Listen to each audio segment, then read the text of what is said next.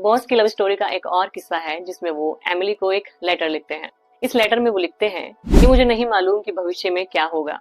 हो सकता है कि पूरा जीवन जेल में ही बिताना पड़े, मुझे गोली मार दी जाए, या शायद फांसी पर लटका दिया जाए, या हो सकता है कि मैं तुम्हें कभी देख नहीं पाऊं, या ये भी हो सकता है कि मैं अब कभी तुम्हें कोई लेटर भी ना लिख पाऊं। लेकिन भरोसा रखना, तुम हमेशा ही मेरे दिल में रहोगी, मेरी सोच में, मेरे सपनों में रहोगी। अगर हम इस जीवन में नहीं मिले तो अगले जीवन में मैं तुम्हारे साथ जरूर रहूंगा। अगली बार जब सुभाष चंद्र बोस एमिली से मिले तो वो 27 साल की थी और इन दोनों ने ही अब शादी करने का फैसला कर लिया था। और फिर हुआ भी यही।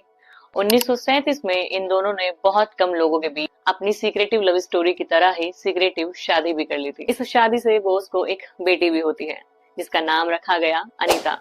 बॉस और एमिली का रिलेशन लगभग 12 सालों का था, लेकिन ये दोनों 3 साल ही साथ रहे होंगे क्योंकि सुभाष चंद्र बोस हमेशा ही अपने काम से दूसरे देशों की यात्रा पर जाते रहते थे।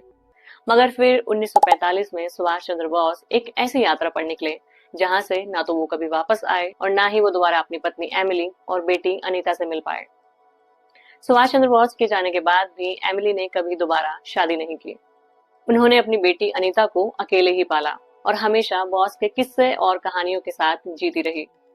सुभाष चंद्र बोस की ये प्रेम कहानी हमें बताती है कि देशभक्ति और प्रेम दोनों एक ही इंसान के अंदर एक साथ कैसे रह सकते हैं। एक तरफ उन्होंने अपने देश के लिए सब कुछ कुर्बान कर दिया और दूसरी तरफ एक ऐसा प्यार निभाया जो इतिहास की एक अनोखी कहानी बन गया है।